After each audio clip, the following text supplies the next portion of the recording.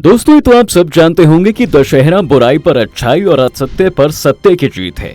इसी दिन प्रभु राम ने अहंकारी रावण का वध किया था। आपने भी देखा होगा कि इस दिन मंदिरों के आसपास या किसी विशेष स्थान पर लोग सूर्यास्त के बाद रावण के पुतले जलाते हैं। लेकिन कभी आपने सोचा है कि रात में ही रावण दहन क्यों किया जाता है? दरअसल विद्वानों का मानना है कि रावण दहन सूर्यास्त के बाद ही करना चाहिए। बताया जाता है कि पुराणों के मुताबिक रावण दहन के लिए सूर्यास्त यानी रात का टाइम सबसे उत्तम माना जाता है। इसलिए आप भी दशहरे के दिन इस बात का विशेष ध्यान रखें कि कोई बच्चा गली मोहल्ले में बनाकर रखे रावण के पुतले को सूर्यास्त के पहले ना जलाए। वैसे क्या आप ये जानते हैं दोस्तों कि इस साल रावण दहन का शुभ मुहूर्त क्या है?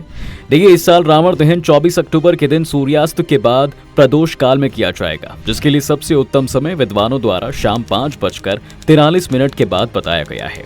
दोस्तों, जिस रावण के बारे में हम बहुत कुछ जानने का दावा करते हैं, असल में उसके बारे में बहुत सी ऐसी बातें हैं जिनके बारे में कोई नहीं जानता। इसलिए रावण का जीवन आज भी बड़े बड़े विद्वानों व धार्मिक गुरुओं के लिए भी रहस्यमय बना हुआ है। क्या आप जानते हैं कि वे रहस्यमय बातें कौन सी हैं? दोस्तों, सबसे पहले रहस्यमय बात इसमें रावण के जीवन से जुड़ी है, जिसके बारे में कहा जाता है कि उसका जीवन नाभि में था।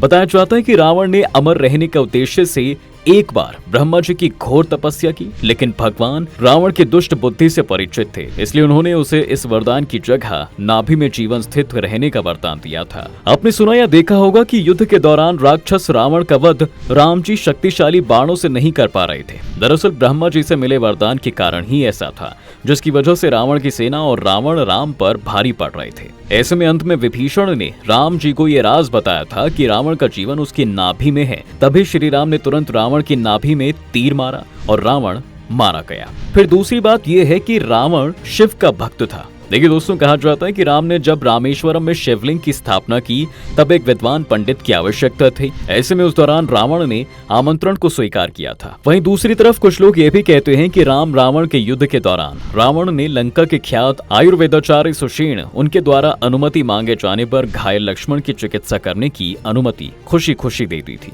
यह सुनकर आप भी चौंक गए होंगे, लेकिन इस तरह के रावण की विनम्रता और अच्छाई के कई किस्से लोगों के बीच आज भी प्रसिद्ध हैं। इसके अलावा उसकी अच्छाई के बारे में यह भी कहा जाता है कि रावण ने 2 वर्ष सीता को अपने पास बंधक बना के रखा था, लेकिन उसने भूलकर भी सीता को छुआ नहीं था। हालांकि इसके पीछे का कारण उसकी प्रतिज्ञा थी। अगली खास रहस्य भरी बात रावण के 10 सिर को माना जाता है, लेकिन कुछ विद्वान मानते हैं कि रावण के 10 सिर नहीं थे, परंतु वह 10 सिर होने का भ्रम पैदा कर सकता था। इसी कारण लोग उसे दशानन कहते थे। वहीं कुछ विद्वानों का यह भी कहना है दोस्तों कि उसे 6 दर्शन और 4 वेद का ज्ञान था, इसलिए उसे 10 कंठी भी कहा जाता था। लेकिन कुछ भ्रम के कारण 10 कंठी कहे जाने को ही बाद में लोगों ने 10 सिर मान लिया। अब दोस्तों, मारीच का चांदी के बिंदुओं से जड़ा हुआ सोने का हिरण बन जाना, रावण द्वारा माता सीता के सामने श्री राम का कटा हुआ सिर रखना, इससे पता चलता है कि राक्षस मायावी होते थे। वो बहुत तरह के जादू जानते थे। तो ऐसे में रावण के 10 सिर और 20 हाथों को माया से उत्पन्न चमत्कार मान सकते हैं।